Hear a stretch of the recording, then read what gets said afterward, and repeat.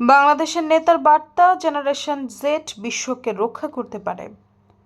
ক্ষুদ্র ঋণের পথিকৃৎ 2006 সালের নোবেল শান্তি পুরস্কার বিজয়ী বাংলাদেশের অন্তর্বর্তী সরকারের প্রধান উপদেষ্টা ডক্টর মোহাম্মদ ইউনূস সম্প্রতি যুক্তরাষ্ট্রের ইউটা ভিত্তিক সংবাদ মাধ্যম ডেজারেট নিউজে একটি মতামত ভিত্তিক নিবন্ধ লিখেছেন।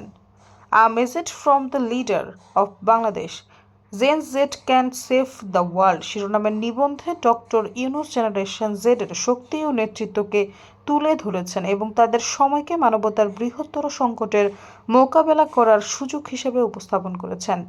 একই সঙ্গে গত বছর বাংলাদেশের অন্তর্বর্তী সরকারের দায়িত্ব নেয়ার সময়কার অভিজ্ঞতা এবং নির্বাচন আয়োজনে তার প্রতিশ্রুতির কথাও তুলে ধরেছেন তিনি।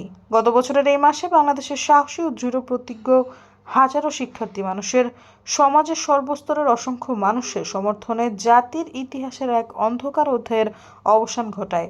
শান্তিপূর্ণ বিক্ষোভ যা শেষ মুহূর্ত পর্যন্ত নির্মমভাবে দমন করা হয়েছিল, সেই আন্দোলনের মাধ্যমেই তারা একজন স্বৈর শাসককে 5 আগস্ট দেশ ছাড়তে বাধ্য করে।